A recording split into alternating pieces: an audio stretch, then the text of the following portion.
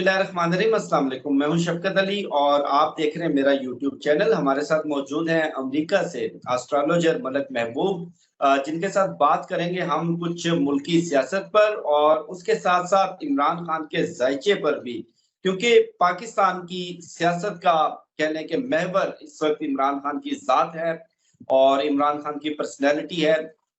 उनके जायचे में क्या चल रहा है इस पर बात होगी। सर, बहुत शुक्रिया आपके वक्त का। नहीं शफकत भाई, आपका प्यार मोहब्बत है जो मैं वापस खिंच जाता हूँ आपकी तरफ। आप बताएं सर, कैसे हैं। मैं बिल्कुल ठीक। क्या चल रहा है खान साहब के जायचे में? ये तो ऐसा लगता है कि एकदम चीजें उनकी फेवर में होने जा रही हैं और कभी लगता है कि अचानक से कोई रुकावट आ गई। शफकत भाई, मैंने जैसे पहले बताया था कि इनका जो जायचा है ना वो काफी स्ट्रांग है। तो ये जो छोटे छोटे झोंके आते हैं ठंडी हवा के, ये आपको मिलते रहेंगे। स्पेशली मई के बाद से इनको झोंके मिलेंगे। लेकिन जैसे मैंने आपको पहले बताया था, मैंने इनका इन डिटेल चार्ट देखा था। इसके अलावा एक होरारी चार्ट, जिसको प्रशन चार्ट भी बोलते हैं, वो खोला था कि एग्जैक्टली सिचुएशन क्या चल रही है इमरान खान के साथ साथ में। तो ये जो हाई प्रोफाइल केसेस होते हैं ना, इनका टाइम ऑफ बर्थ हमारे पास सही नहीं होता। इसकी वजह से अगर कोई भी डिटेल इंफॉर्मेशन किसी की भी निकालनी होती है तो हम प्रश्न चार्ट खोलते हैं कि एग्जैक्टली उस बंदे के साथ चल क्या रहा है। तो जब मैंने इनका प्रश्न चार्ट खोला तो मुझे काफी चीज क्लियर हुई कि इनके साथ जो है ना कुछ बैरूनी ताकतें हैं जो इनके रास्ते में रुकावट बनी हुई है। हमारा पाकिस्तान का इतना इन्वॉल्वमेंट नहीं है जितना बाहर से इनके चार्ट में रुकावटें हैं। मतलब बाहर से लोग इन्वॉल्व हैं, हाई प्रोफाइल लोग इन्वॉल्व हैं, जो नहीं चाहते कि इमरान खान साहब बाहर आए। इसके अलावा इनमें एक दो चीजें मुझे, जो मैंने जैसे पहले बताया था कि इनकी हेल्थ का जो है ना मुझे इशू दिख रहा है। तो मेरी फिर भी अभी भी मौदवाना गुजारिश है कि इनकी हेल्थ को इनको देखना चाहिए। अब मुझे नहीं पता जेल में क्या सिचुएशन है इनके साथ, या जहाँ पे भी इनको रखा गया है वहाँ पे इनकी हेल्थ को वक्तन फवक्तन देखते हैं, या इनका पीरियोडिकली चेकअप होता है या नहीं होता। लेकिन अगर ये चेकअप नहीं करवाएंगे तो ये एक ऐसा सीन बन जाएगा, एक इमरजेंसी सीन बन जाएगा कि इनको जेल से रिहा करना पड़ेगा हॉस्पिटलाइजेशन के लिए। तो इसका बेहतरीन हल ये है कि इनकी हेल्थ का चेकअप कराया जाए। इसके अलावा इनकी दो चार चीजें मुझे और नजर आई हैं कि इनके आजवाजी ताल्लुकात भी काफी डिस्टर्ब दिख रहे हैं मुझे चार्ट में। उस चार्ट में मुझे सैटर्न और मार्स साथ कंबाइन दिखे हैं। इनके सेवेंथ हाउस के जो लॉर्ड हैं वो एट हाउस में बैठे हुए हैं। इसका मतलब ये होता है कि इनके आपस में ताल्लुकात डिफरेंशिएशन में चले गए हैं। मतलब अगर खान साहब ए बताते हैं तो उनकी वाइफ बी बोल रही है। इसकी वजह से डिफरेंशिएट आ जाता है आपकी थिंकिंग में, आपके प्लान्स में। आप एक तरफा नहीं चल पाते हैं। तो ऐसा लगता है कि इनके अजवाजी ताल्लुकात में भी डिस्टरबेंस है। ओवरऑल अगर आप मुझसे पूछें कि खान साहब अगर फौरन रिहा हो जाएंगे, मैं अभी भी अनफॉर्चुनेटली नहीं कहूंगा कि खान साहब फौरन रिहा हो जाएंगे। वो अगर रिहा फौरन हुए तो मुझे ऐसा लगता है कि शायद मेडिकल इमरजेंसी की बेसिस पर होंगे, अगर फौरन रिहा हुए तो। इसके अलावा जो एक्चुअल पीरियड उनका सही चलता है वो सितंबर अक्टूबर से, जैसे कि मैं पहले बता चुका हूँ। यही सेम चीज प्रश्न चार्ट में भी आई है कि सितंबर अक्टूबर से इनके हालात में बहुत फर्क आएगा। मतलब ऐसा होगा कि इनको सपोर्ट मिलेगी। लेकिन एक बात फॉर श्योर है कि इनके कोई करीबी साथी और बैरूनी ताकत ने मिल के इनका तख्ता उल्टाया है, जिसकी वजह से ये बहुत ट्रबल में आ गया है। खान साहब की सोच अभी हमारी आवाम की तरफ ही है, जो मैंने प्रश्न कुंडली से देखा है। उनकी सोच यही है कि वो इक्तदार में आए और आवाम के लिए सोचें, मुल्क की भलाई के लिए सोचें, और मतलब आगे की तरफ का मतलब उनका ध्यान है। तो ओवरऑल अगर आप मुझे प्रश्न चार्ट से बोलें तो वो काफी इमोशनल है। इमोशनल डिस्टरबेंस भी उनकी दिख रही है। जाहिर है कोई भी अगर किसी को भी एक आइसोलेशन में डाल दें या कैद में डाल दें तो वो बहुत डिस्टर्ब हो जाता है। स्पेशली ये, इनके अंदर बहुत ज्यादा एनर्जी है, बहुत एनर्जेटिक पर्सन है। अब उनकी एनर्जी कहीं मतलब वो यूटिलाइज नहीं कर पा रहे तो डेफिनेटली माइंड पे इफेक्ट पड़ता है। और अगर इनके एक और चीज मुझे दिखी है, जुपिटर। आप ये भी पूछेंगे कि इनकी शादी को कोई खतरा तो नहीं है। नहीं, शादी को खतरा नहीं है, डिफरेंसेस जरूर चलेंगे, क्योंकि इस दफा जुपिटर इनकी शादी को सेव कर रहा है। जुपिटर एक ऐसा प्लैनेट होता है जो किसी भी मतलब बुरे से बुरे योग भी हो ना चार्ट में, वो उसको सेव कर लेता है। इनफैक्ट अगर वो खराब ही क्यों ना हो, तो जुपिटर इटसेल्फ वो इसको प्रोटेक्ट कर रहा है। तो शादी में मुझे ऐसा कोई वो नहीं लगता प्रॉब्लम, शादी इनकी कंटिन्यू रहेगी लेकिन यही डिफरेंसेस के साथ।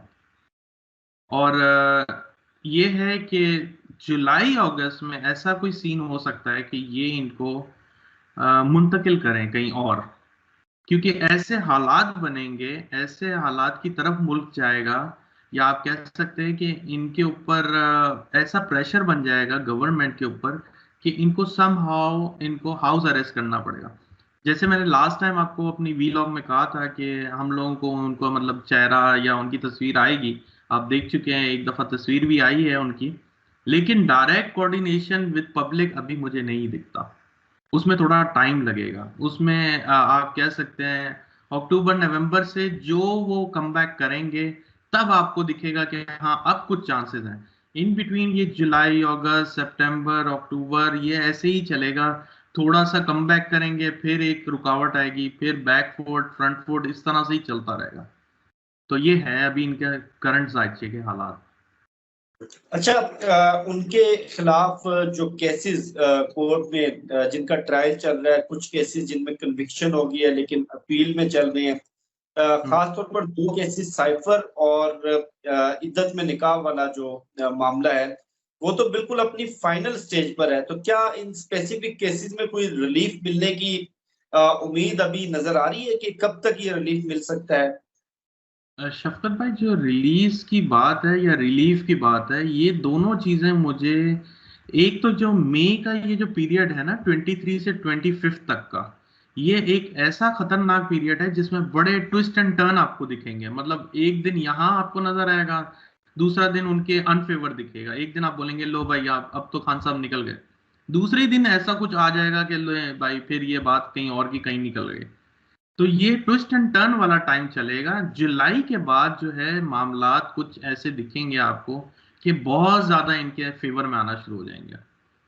अभी भी आएंगे लेकिन वो ट्विस्ट एंड टर्न, जैसे वो बोलते हैं ना, एक सीधी रास्ते वाली नहीं होगी, एक बम्प आ गया, हम्प आ गया, इस तरह से जरा सा चलेगी गाड़ी, फिर कुछ प्रॉब्लम, फिर जरा चलेंगे, फिर कुछ प्रॉब्लम, मतलब बैक टू बैक कुछ ना कुछ आता रहेगा। जो एक सीधी रास्ता, स्मूथ वे जिसको बोलते हैं, वो इनका जुलाई अगस्त से है। तो उसमें आप कह सकते हैं कि इनको प्रॉपर रिलीफ मिल जाएगा, इनको कोर्ट से बरी कर दिया जाएगा, केसेस से बरी कर दिया जाएगा, लेकिन अभी भी इनका टाइम है कि आप ये बोलें कि ये कम बैक करें पब्लिक में, उसमें टाइम लगेगा, लेकिन यानी रिलीज करते जाएंगे। मैं आपकी बात से ये समझा हूं कि सितंबर अक्टूबर तक इमरान खान को रिलीफ भी मिलता रहेगा और जी थोड़ा सा ऊंच नीच भी चलती रहेगी, लेकिन उनका जेल से बाहर आने को जो टाइम है वो अक्टूबर 2024 है।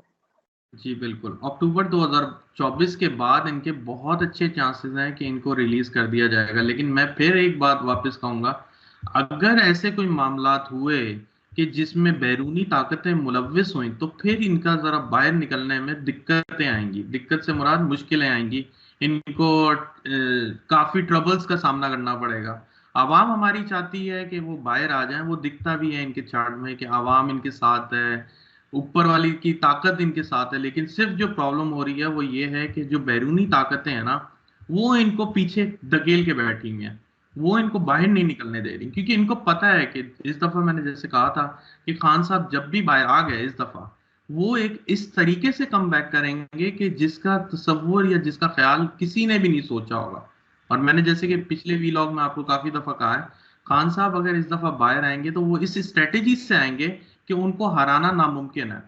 ये खान साहब की बात से मेरे एकदम से जहन में चार्ट आया नरेंद्र मोदी का। खान साहब की डेट ऑफ बर्थ और नरेंद्र मोदी की डेट ऑफ बर्थ का अगर हम टोटल करते हैं ना, इन दोनों का टोटल नंबर 5 आता है। नंबर 5 बहुत इंटेलिजेंट लोग होते हैं, बहुत ज्यादा इंटेलिजेंट होते हैं। अब आप बोलेंगे नरेंद्र मोदी तो तीसरी दफा प्राइम मिनिस्टर बनने जा रहा है, तो हमारे खान साहब क्यों हो गए? इसमें फर्क ये है कि जो नंबर 5 होता है, नंबर 5 को किसी एडवाइजर की सपोर्ट चाहिए होती है। अगर वो एडवाइजर पे उस पे एतमाद करके उनको अच्छे एडवाइजर मिल जाएं या वो उनकी स्ट्रेटेजी को अपना लें, तो वो कहीं के कहीं निकल जाते हैं। अब इनके साथ बैड लक ये हो गई खान साहब के साथ कि ये या तो कम सुनते हैं एडवाइजर्स की, अपनी तो बहुत ज्यादा चलाते हैं, ये तो आपकी उनके नेचर में ही दिखता है, क्योंकि ये बहुत एग्रेसिव नेचर के मालिक है। इसकी वजह से होता यह है कि वो बंदे ज्यादातर लॉस में चले जाते हैं जो नहीं सुनते एडवाइजर्स की, या जो अपनी ज्यादा चलाते हैं, क्योंकि नंबर 5 बहुत ज्यादा न्यूट्रल नंबर, तो उसके साथ जिस बंदे की भी मतलब आपको बोलते हैं ना, जिस बंदे का साथ मिलेगा वो उस साइड पे चला जाएगा। तो इनको चाहिए कि ये अपने एडवाइजर्स की, अच्छे एडवाइजर अपनी टीम में इन्वॉल्व करें, वो एडवाइजर जो वाकई इनके साथ सिंसियर हैं, जो मुल्क के साथ सिंसियर हैं। ऐसे नहीं कि वो फिर कोई इनको लालच या इनको कोई गलत रास्ते पे ले जाने की, या उनके जहन में इनको पीछे धकेलने की नियत ना हो। ऐसे एडवाइजर चाहिए हमारे को इनके साथ, तब जाके ये एक तरक्की के रास्ते पे आ सकते हैं। अगर ये अपनी सोच से चलेंगे तो ये बहुत मुश्किल है कि कामयाब हो सके। मैं ये नहीं कहता हूँ कि खान साहब की सोच अच्छी नहीं है, खान साहब की बहुत अच्छी सोच है, लेकिन फिर वही बात है कि ये लोगों को एडवाइजर चाहिए होते हैं।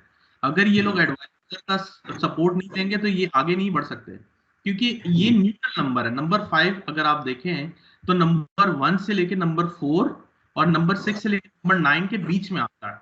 तो ये मिडिल नंबर, तो मिडिल नंबर वही वाली बात है, मिडिल नंबर जब भी किसी अच्छे नंबर के साथ मिलेगा तो अच्छी तरफ जाएगा, अगर बुरे नंबर के साथ मिलेगा तो बुरी तरफ जाएगा।